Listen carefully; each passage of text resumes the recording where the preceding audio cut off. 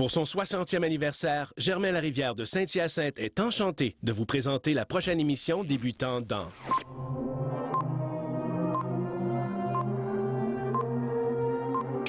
On arrête le temps et on prend le temps. Au nom de la vie. Chante au nom de l'amour, au nom de la joie à chaque jour. Chante au nom de la vie, chante avec moi. Au nom de la vie. Bonjour à tous, mon nom est Robert Leroux et bienvenue à votre émission Au nom de la vie. Ce soir, nous allons parler de la maladie d'Alzheimer. En fait, la maladie d'Alzheimer, nous en avons entendu beaucoup parler, mais très peu de l'aidant de ces personnes atteintes de maladie d'Alzheimer. En deuxième partie de l'émission, j'aurai le grand plaisir de recevoir Mme Pauquet, directrice générale de l'Appui Mauricie pour les aidants. Mais tout d'abord, je reçois Carmen Tremblay et Patrice Caron, qui vivent la maladie d'Alzheimer d'un proche. Bonsoir à vous deux. Bonsoir. Bonsoir. Merci infiniment d'avoir accepté cette invitation. On se connaît déjà, alors on va se tutoyer si vous voulez bien. Bien sûr. Ça va être beaucoup plus facile. Carmen, oui. Ton conjoint Patrice, vous vivez en ce moment avec ton papa à toi qui est atteint de la maladie d'Alzheimer. Oui, mon père qui est atteint. Comment qu'on réagit quand ça arrive dans une vie, dans notre famille? Comment on réagit? Je pense qu'on réagit tous différemment, mais avant de comprendre, de l'accepter, ou peut-être même de le réaliser, je pense qu'on ne réalise pas tout de suite. Mais voyons donc, ça se peut pas, là, parce que ça ne change pas radicalement. Oui, ça c'est tranquillement. C'est plus ça avance. Hop, là, tu vois tous les signes, là, qu'on te prépare, on te le dit, mais... faut que tu le vives, je pense, pour les le signes comprendre. que vous avez aperçus? Bien, nous autres, c'est que mon père travaillait beaucoup sur la construction avec mon frère qui... Tu sais, à un moment donné, en auto. En auto, là, on a commencé à le sentir insécure. À un moment donné, il se souvenait plus... mon père, il construisait des maisons. Oui. Puis, mettre les clous, là, après les murs, là, pour, tu sais, les mesures, là... Là, il se reprenait sous le vent, là, tu sais, il était comme... Puis son boss, mon frère, là, ils ont un petit peu tout vu ça, là, tu sais, voyons. D'habitude, il fait ça naturellement. Là, tu sais, des petits signes, là, ont commencé comme ça, en auto surtout. L'insécurité qu'il y avait. Puis là, quand ma mère a commencé à avoir peur d'embarquer avec lui, il avait tout le temps le pied prêt à arrêter, passait ses lumières rouges, arrêtait ses lumières vertes. Tu sais, ça s'en venait... Il y avait un dérèglement quelque part. Oui. Mais tu le vois plus ou moins. Jusqu'au jour où tu arrives en visite chez lui, puis que mon père, c'est un cordon bleu. Il cuisinait très bien. Mais là, il avait entrepris de mettre du beurre d'arachide dans tout. Fait que ça, c'est... Tu sais, les œufs, là, farcis, ils nous faisaient ça. Et bon, là, avec du beurre d'arachide? Oui. OK. On est face à quelque chose. C'est vraiment un trouble. Oui, là, ça a vraiment été... Là. Oui, c'était avancé. Comme aidant, comme fille, c'est le cas en ce moment, c'est ton papa. Ouais. Comme fille, on réagit comment à voir son père perdre de l'autonomie comme ça? Écoute, je pleurais. Ouais. Moi, je suis la petite fille à papa, là. Tu sais, je suis bien proche de mon père, puis c'est ma fierté, mon idole.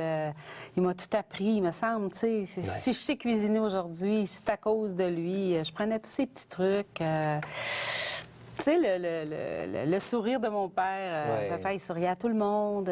Tout ça, là, c'est comme un tableau qui se faisait devant moi que dur à réaliser, je pense.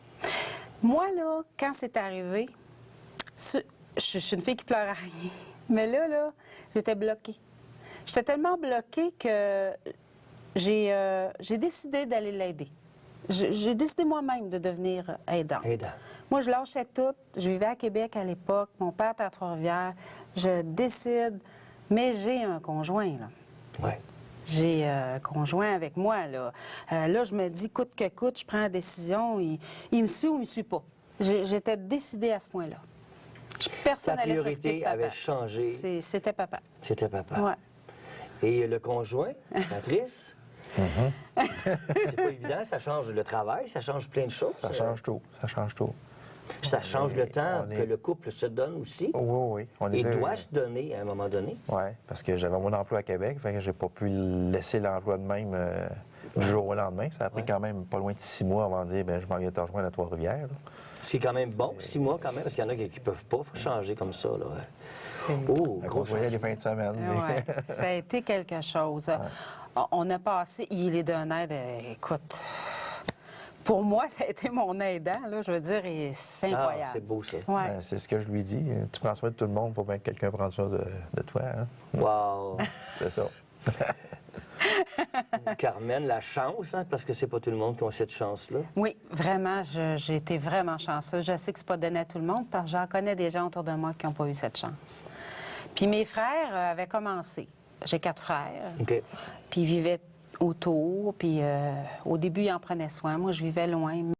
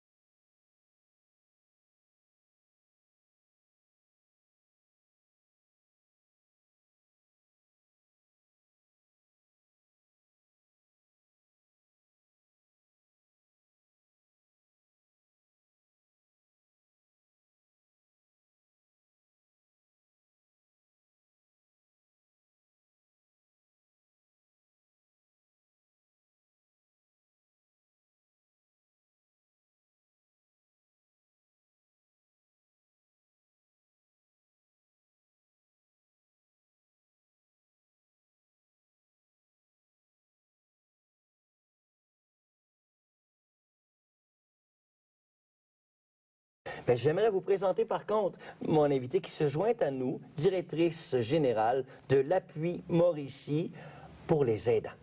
Oui. Bonjour, bienvenue à la table. Bien, merci beaucoup de m'avoir invité. C'est un grand plaisir et merci à vous de vous avoir libéré pour l'émission. À la dernière minute comme ça touche vraiment droit au cœur. C'est un plaisir et puis c'est une chance de pouvoir parler des services qui existent pour les prochains Qui sont très importants. Tout à fait. Oui. Aussi, bravo pour les belles interprétations. La chanson La mère d'Alsaï est sur l'album Une vie d'amour. Exactement. Disponible sur patricecarmen.com. Non. Non? OK. On n'a plus de patricecarmen.com. Ah, mais il y a le Facebook Mais il y a le qui existe Facebook toujours. du duo Patrice et Carmen. À ce temps, les sites Internet, c'est pas mal sur Facebook. C'est pas mal ça, Ouais, ouais. c'est vrai. Mais bravo pour la belle interprétation. Merci, c'est gentil.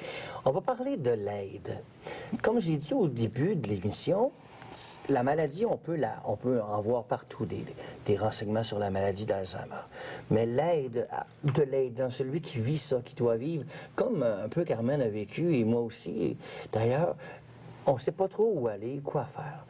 Les services que vous offrez, ça va jusqu'où? Les services de l'Appui Mauricie ont été fondés en 2012 davantage pour informer et référer le proche aidant vers les bonnes ressources. En fait, on a deux mandats à l'Appui Mauricie. Dans un premier temps, on est bailleur de fonds. On est issu d'une entente gouvernementale entre la famille Chagnon et le gouvernement du Québec. C'est 200 millions sur 10 ans pour l'ensemble du Québec pour soutenir les proches aidants de personnes de 65 ans et plus. Donc, c'est sûr que c'est pas 200 millions pour la Mauricie. On a une petite part du gâteau. On est composé d'un réseau de 18 appuis partout au Québec. Donc, avec cet argent, on a comme objectif de développer davantage de services pour les proches aidants de personnes âgées. Et on a également le mandat de développer nos services info-aidants, qui sont des services pour informer le proche aidant et le référer vers les bonnes ressources. C'est un peu nos deux principaux mandats. Les services qu'on développe, qu'on vise à soutenir, ça peut être des services d'information, comme des conférences, des associations de proches aidants qui vont faire venir, ça peut être Grégory Charles, comme ça peut être peut-être des conférenciers de moins connus, mais tout aussi efficaces. Ouais. Ça peut être des services de formation, comment outiller le proche aidant pour qu'il ne s'épuise pas, gérer le stress du proche aidant. C'est nécessaire. Oui, déplacer sécuritairement, l'aider. Donc, il y a toute une panoplie de services. Vous avez parlé aussi de groupes d'entraide, que vous alliez à Carpe Diem pour parler. C'est très important aussi de pouvoir ventiler comme proche aidant et d'avoir quelqu'un qui sait vous écouter, vous outiller, vous donner les bons conseils, quelqu'un qui vous comprend également dans ce que vous vivez. Et il y a des services de répit également. Donc, on va financer des entreprises de soutien à domicile qui vont permettre de mettre à disposition une préposée à domicile qui va permettre à l'aidant de pouvoir vaquer à ses occupations, de pouvoir sortir de chez lui. Et, Puis elle, à peu près combien de temps? Ça fonctionne comment? Dans une journée, il y a quelqu'un qui vient pour une heure ou deux? Ça peut être des blocs de 3 heures, 1 heure, mais ça peut être du répit à long terme aussi, sur 2 jours, 3 jours. Ah. Ça dépend de l'entente qu'on a. Il y a Baluchon Alzheimer. Eux, ils viennent pour un minimum, il me semble, de 5 jours. Enfin, c'est vraiment pour de long terme, minimum de 3 jours, je crois. Les gens couchent à la maison, à la résidence? Oui. Et l'aidant peut sortir de chez lui et vaquer à ses occupations et prendre des moments pour soi, des moments de répit. C'est très important. Moi, l'idée qui me vient tout de suite, l'image qui me vient tout de suite dans la tête, c'est qu'on voit tellement de choses sur Internet, des personnes âgées maltraitées par les préposés. Et moi, je me dis, je suis un peu inquiet. Là, on a affaire à des personnes qui sont supposés venir nous aider. Qu'est-ce qui va arriver le temps qu'on sera parti? Est-ce qu'on peut faire confiance à ces endroits-là? C'est une excellente question, oui. En fait, nous, on ne finance que des organismes à but non lucratif et on a un comité de sélection qui s'assure que les projets qui sont déposés vont être de qualité. On a développé également des pratiques prometteuses, donc des guides de pratiques prometteuses qui identifient toutes les bonnes pratiques qui font que un service est de qualité, qui va être adapté aux besoins du proche aidant et qui va permettre au proche aidant vraiment d'avoir une meilleure qualité de vie. Donc oui, c'est très important pour nous de s'assurer que le service est bien fait. Et avec souvent la ligne Info Aidant, ça nous permet de vérifier quand les personnes nous appellent, nous parlent des services, ben, ça nous donne aussi un petit peu, on a plein de choses pour évaluer les projets, pour s'assurer d'avoir vraiment un bon contrôle. Qu'on peut se sentir en sécurité en appelant dans ces endroits-là. Mais est-ce qu'on entend parler beaucoup de... Non. Pas vraiment, hein, parce que moi, en tout cas, c'est... En effet, c'est... On n'a pas les mêmes fonds que Coca-Cola ou McDonald's. Oui. Si on avait ces subsides-là, on pourrait permettre de promouvoir davantage les services. Donc, c'est très difficile également de... Et beaucoup de proches aidants ne se reconnaissent pas comme proches aidants. Avant tout, c'est le conjoint, le fils, la fille. C'est très difficile de se nommer proche aidant. Ça veut dire que l'autre a un problème, l'autre a une perte d'autonomie. Ça veut dire que notre relation première change. Et puis la même. Donc, et plus on avance dans le parcours de proche aidant, plus la relation va changer. Et souvent, les proches aidants n'ont